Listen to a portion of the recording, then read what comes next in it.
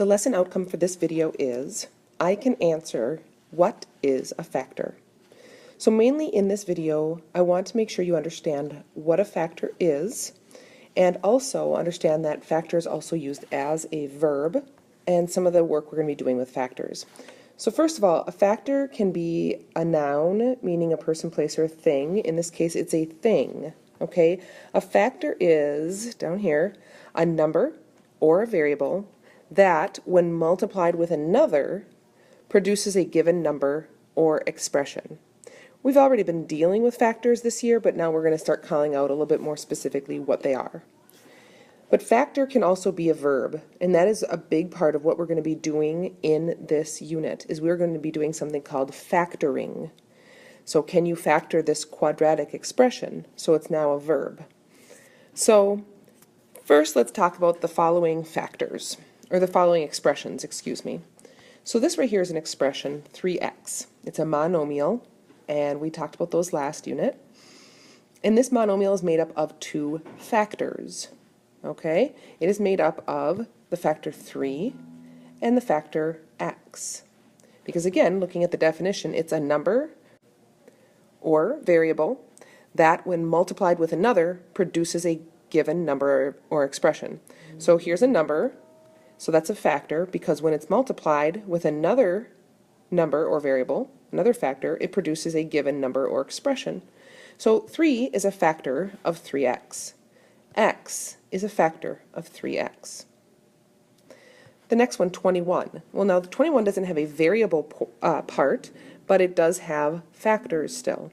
And that's because, and here's where factor can be used as a verb, we can factor this down into two factors.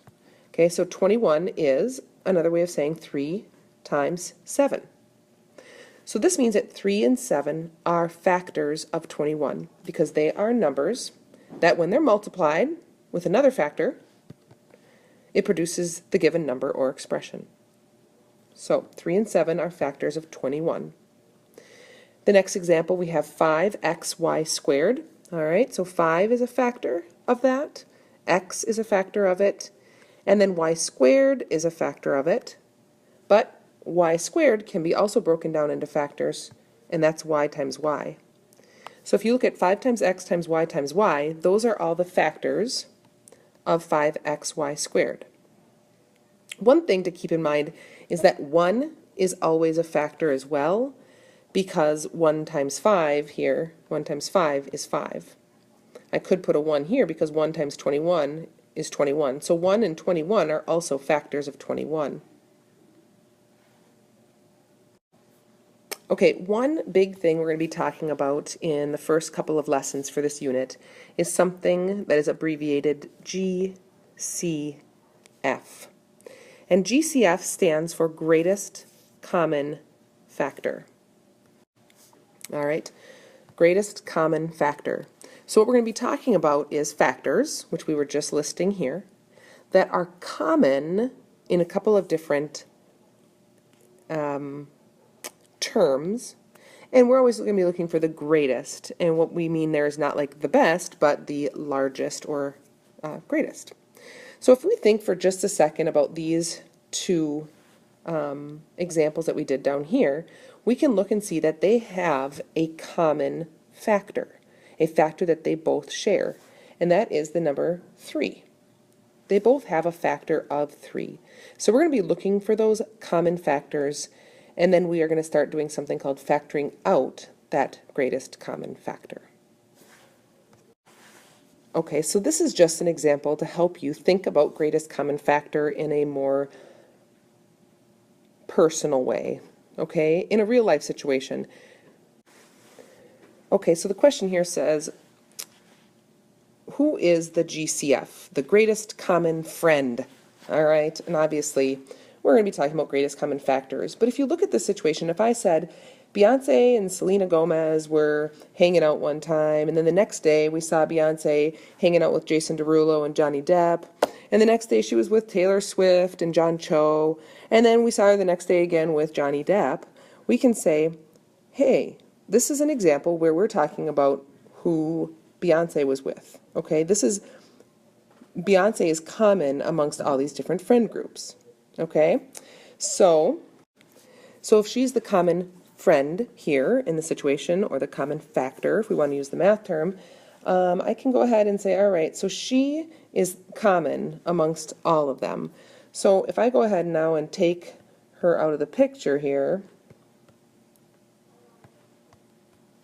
okay, now I'm left with the groups of people that she hung out with. We can now write them here, or show them here. We can say, all right, so Selena is here, plus the next day she was hanging out with these two guys, right? Plus the next day she was hanging out with Taylor. Plus the next day she was hanging out with John Cho. And then the next day she was hanging out with Johnny again there. So Beyonce was hanging out with each and every one of these people, groups, okay? Now think about this for a minute. Working with the distributive property in the past, we can now distribute her back in to the situation and say she was hanging out with Selena, she was hanging out with them, etc., and then we'd bring back up to our original problem.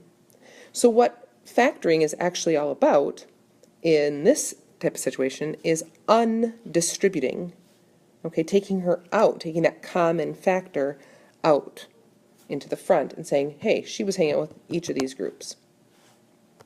So in this case, Beyonce is our greatest common friend because she is a common friend with each and every one of these groups of people.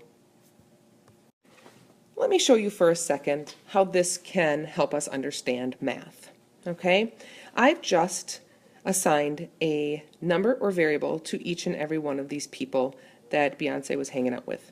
And now what I'm going to do is I'm going to substitute those numbers and variables in for each of them. All right, so here we go. Beyonce is 3, okay? And Selena is 2. So that's 3 times 2, okay? Plus then the next day, Beyonce, who's a 3 here, was hanging out with Jason, and that's X, and hanging out with Johnny, who's 7. Notice I'm just taking these numbers from, here's Jason Derulo, he's X, and Johnny was 7, and putting them in there. Okay, plus, then she was hanging out with T Swift, right? That's Y, and Beyonce, and John Cho, plus then Johnny Depp, 7, and Beyonce. Okay? So just like the work we were doing in a previous unit on polynomials, what we have here is we have, 3 times 2, I mean that's 6, right? Plus we have 3 times x times 7, that's 21x. Plus we have y times 3 times 4, so we have 12y. Plus we have 3 times 7, or 7 times 3, which is 21. So we have 1, 2, 3, 4 terms, okay? And again, what I want you to notice is that in every one of those terms, we know Beyonce's there, so we've got this common factor, or common friend in Beyonce. So I can take that common factor and factor it out of our expression. And when we do that, what we notice is, again, that we're left with whatever's remaining after we take Beyonce out of the picture. All right, so we have Selena Gomez, who's 2, plus we have x times 7 left. Well, x times 7 is 7x. Okay, plus, right here, if we take the 3 out, we have y times 4, which is 4y. Plus, we have 7 times 3. If we take that 3 out, that factor out, we're left with 7. All right?